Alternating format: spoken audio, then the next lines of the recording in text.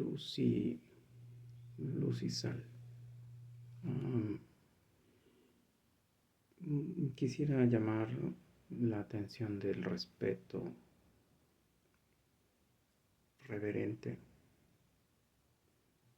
de los cristianos frente a Dios, empezando por mí, claro. Cuando yo subo cosas es porque ya pasaron por mí y duelen a lágrimas, afligen, cansan orgánicamente porque no las superas. Y voy a usar de pretexto la parábola del hijo pródigo. También dijo, un hombre tenía 2 hijos. Y está en Lucas 15, del versículo 11 hasta terminar el capítulo. También dijo, un hombre tenía 2 hijos, y el menor de ellos dijo a su padre, Padre, dame la parte de los bienes que me corresponde. Y les repartió los bienes. No muchos días después, juntándolo todo, el hijo menor se fue lejos, a una provincia apartada, y ahí desperdició sus bienes viviendo perdidamente. Cuando todo lo hubo malgastado, vino una gran hambre en aquella provincia y comenzó a faltarle. Y fue y se arrimó a unos ciudadanos de aquella tierra, el cual le envió su hacienda para que apacentase cerdos, y deseaba llenar su vientre de las algarrobas que comían los cerdos, pero nadie le daba. Y volviendo en sí dijo, ¿cuántos jornaleros en casa de mi padre tienen abundancia de pan y yo aquí perezco de hambre? Me levantaré e iré con mi padre y le diré, Padre, he pecado contra el cielo y contra ti. Ya no soy digno de ser llamado tu hijo, hazme como uno de tus jornaleros. Y levantándose vino al padre, y cuando aún estaba lejos lo vio el padre y fue movido a misericordia, y corrió y se echó sobre su cuello y le besó. Y el hijo le dijo, Padre, he pecado contra el cielo y contra ti, ya no soy digno de ser llamado tu hijo. Pero el padre dijo a sus siervos, sacad el mejor vestido y vestidle, y poned un anillo en su mano y calzado en sus pies. Y traed el becerro gordo y matadlo, comamos y hagamos fiesta, porque mi hijo muerto era y ha revivido. Se había perdido y es hallado, y comenzaron a regocijarse. Y su hijo mayor, que estaba en el campo, y cuando vino y llegó cerca de la casa, oyó la música y las danzas, y llamando a uno de los criados, le preguntó qué era aquello. Él le dijo, tu hermano ha venido y tu padre ha hecho matar el becerro gordo, por haberle recibido bueno y sano. Entonces se enojó y no quería entrar.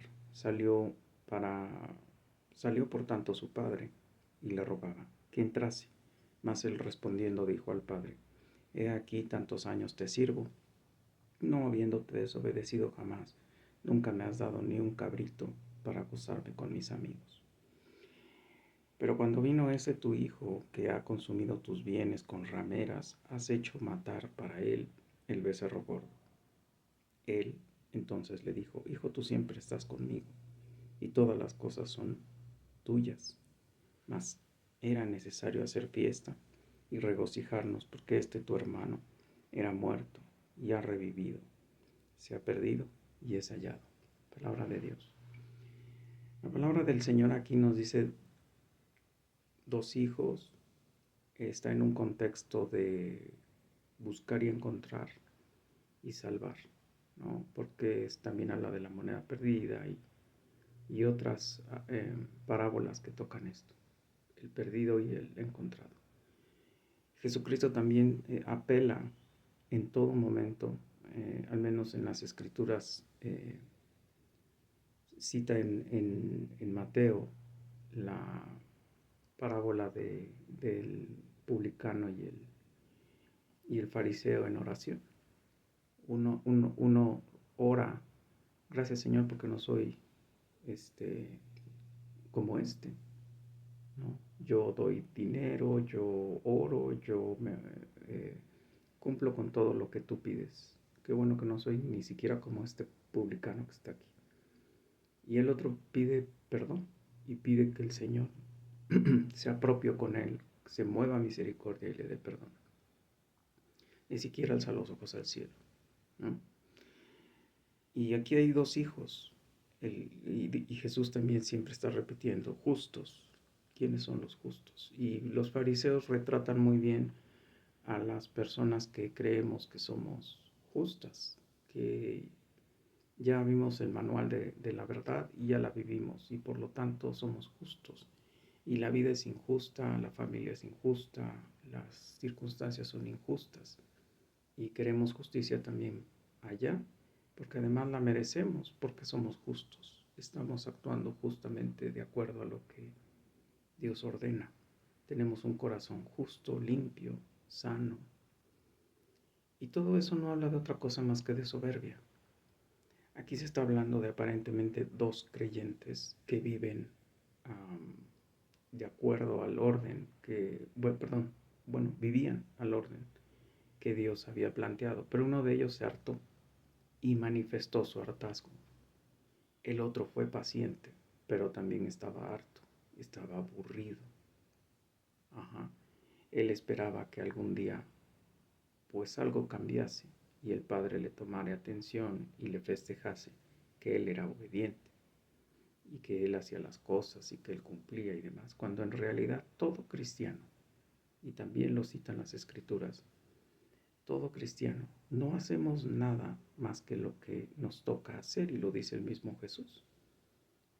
Lo único que nos toca decir al final es, hiciste tu trabajo, qué vergüenza, porque no hiciste más.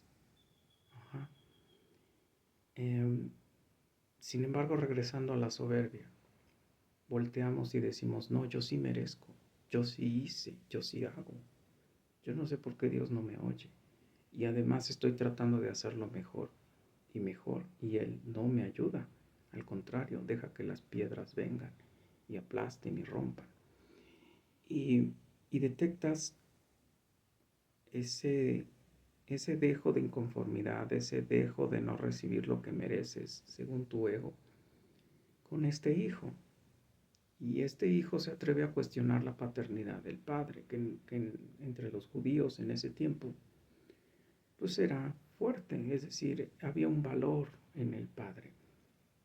No al estilo de la patria potestas del Imperio Romano, pero había una visión del padre y una indignación del trato que estaba teniendo de los hijos y de las respuestas que estaba dando el padre ante esos hijos, tanto para el que se fue, se perdió, y el otro que aparentemente estaba allá adentro y nunca se movían.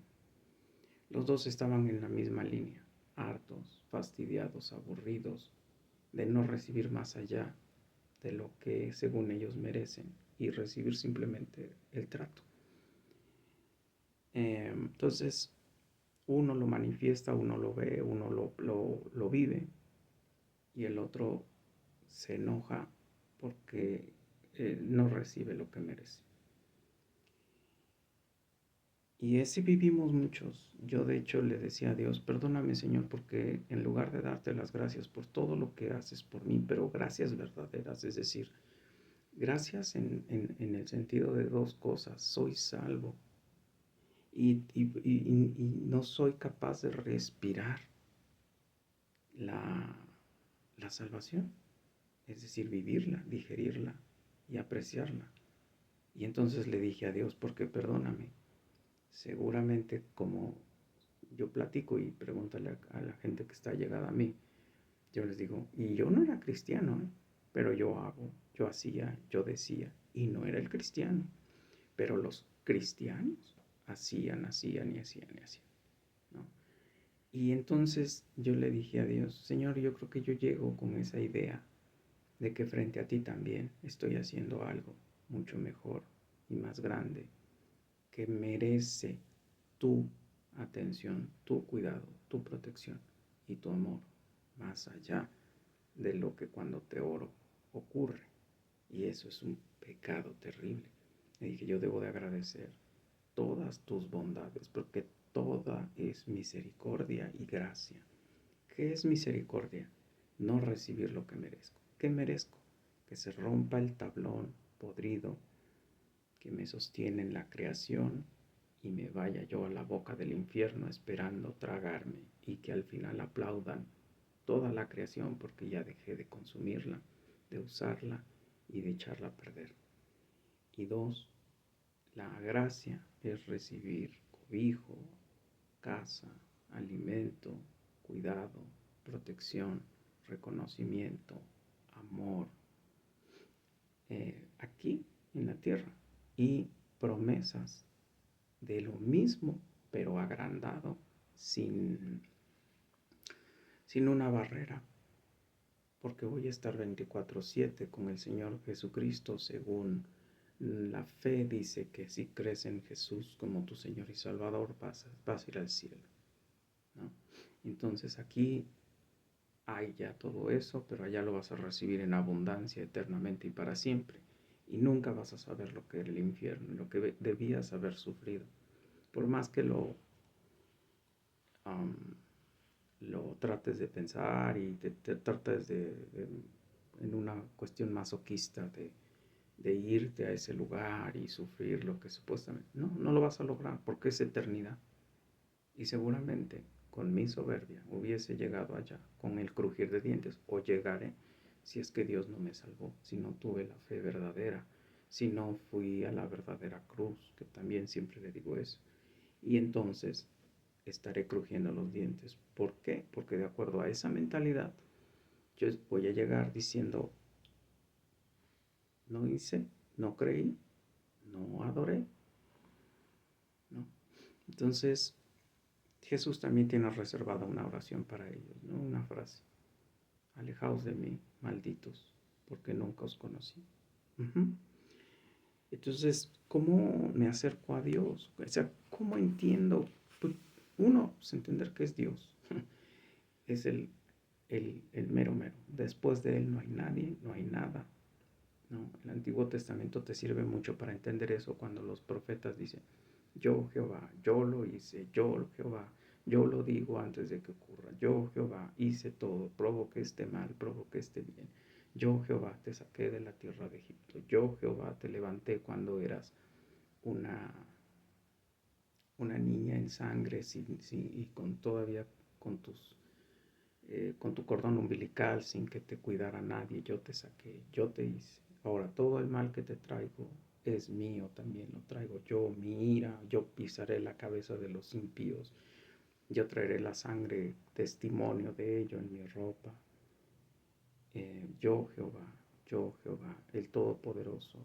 Como abre Génesis, en el principio, y entonces en el principio era Dios.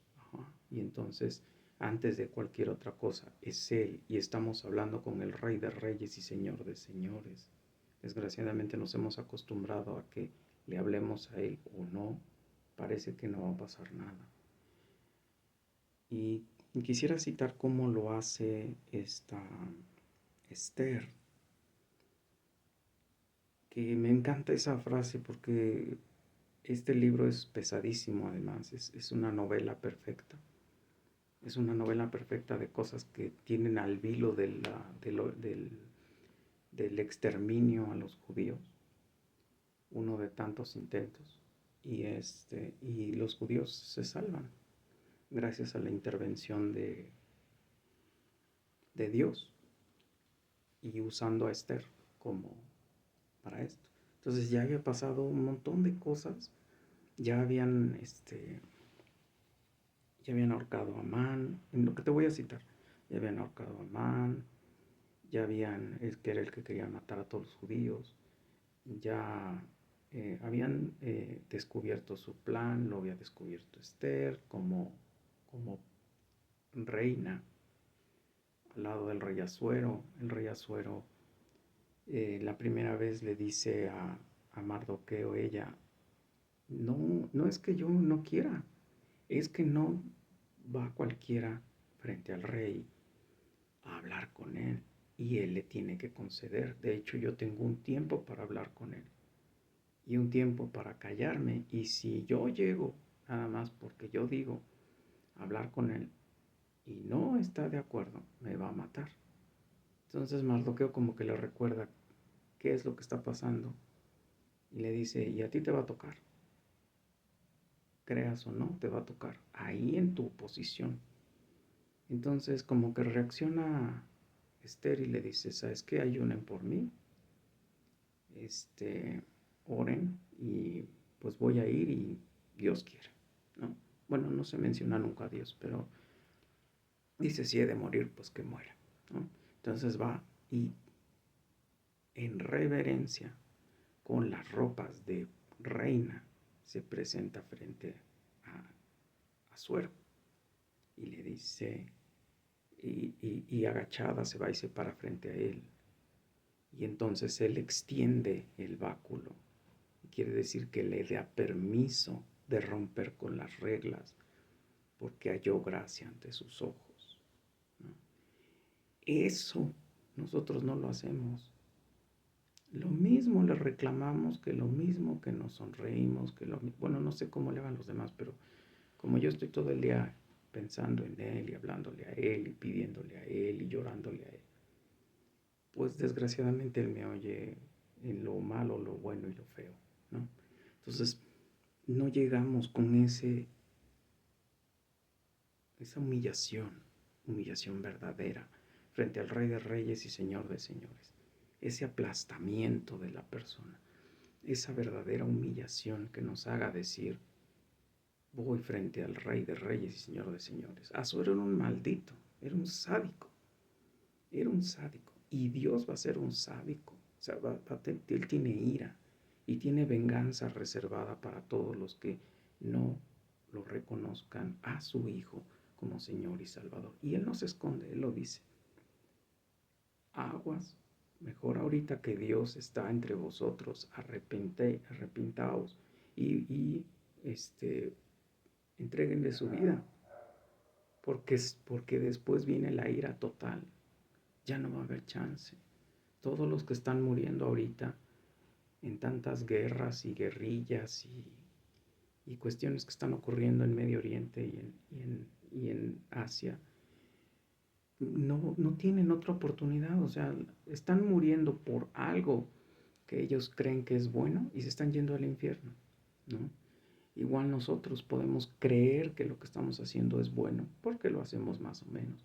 Los soberbios decimos que estamos haciendo las cosas mejor que el hoi polloi, que estamos diciendo cosas mejores y que por lo tanto Dios no tiene por qué estar tan airado con nosotros.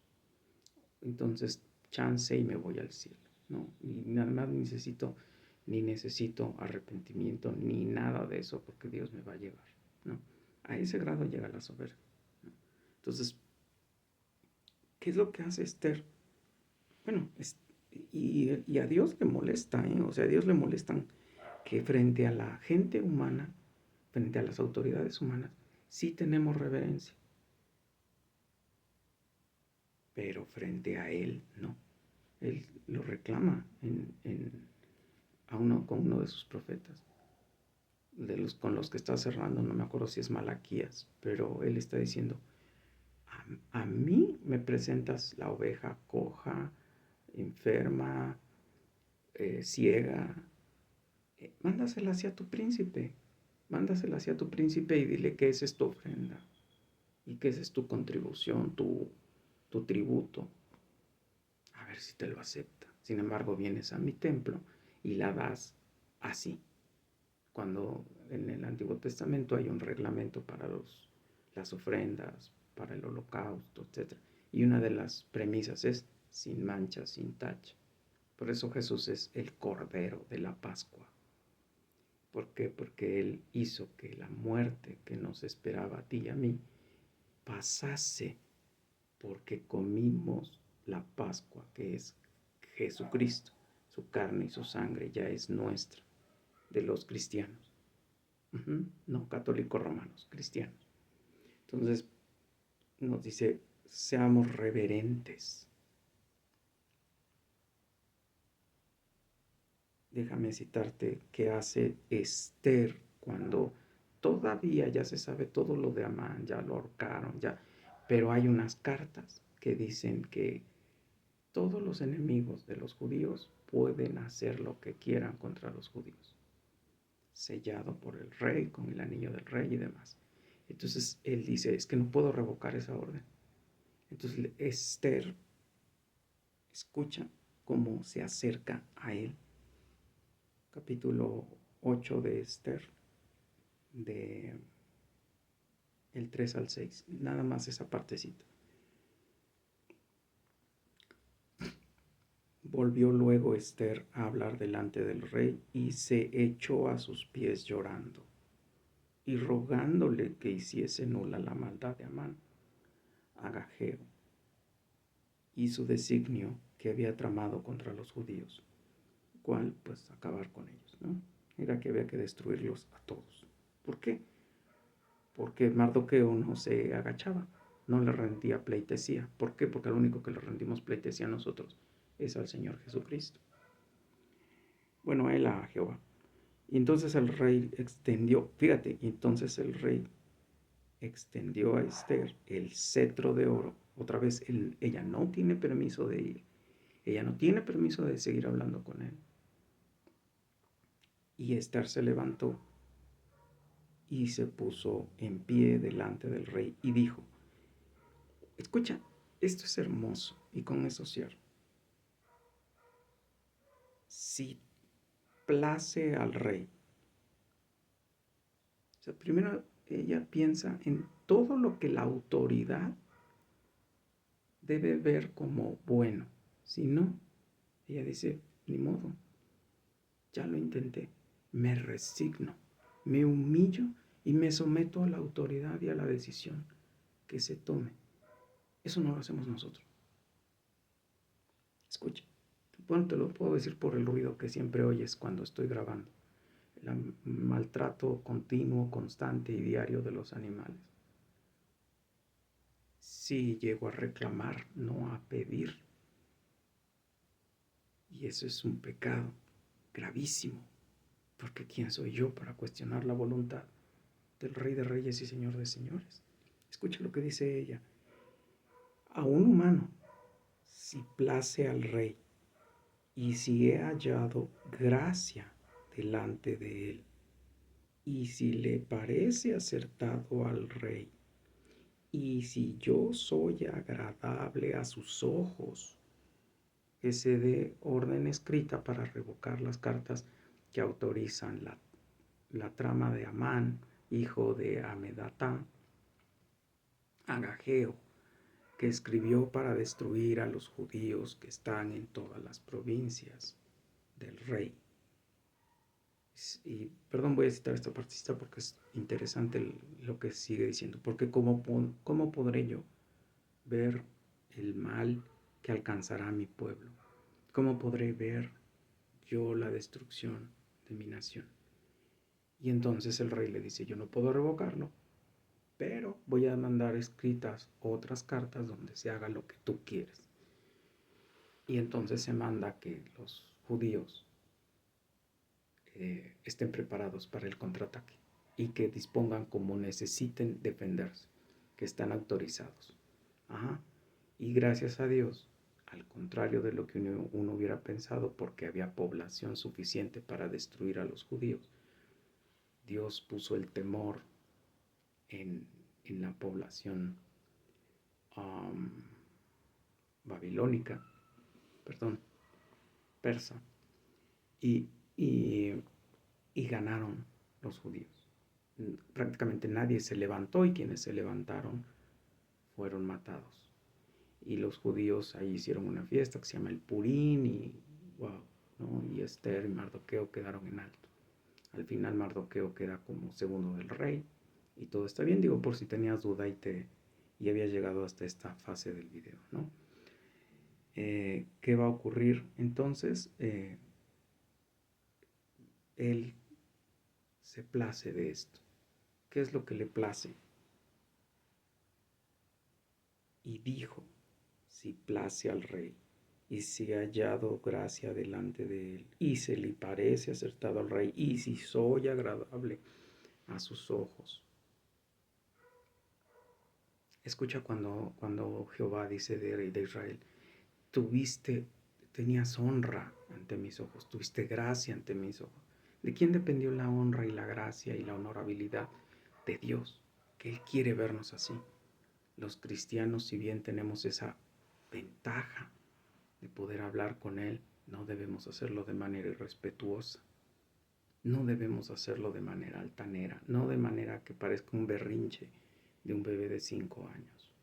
No importa qué tiempo tengas como cristiano y no importa lo laxa que sea tu iglesia, tenemos que ser reverentes frente a la palabra de Dios. Y yo no sé tú, yo soy bastante intemperante e irreverente, no entendiendo que estoy hablando con el Dios único y verdadero. Y que si, vuelvo a repetir, si no estoy creyendo en el Jesús de la cruz, no hay nada, voy a comer infierno, sí o sí, luz y sal.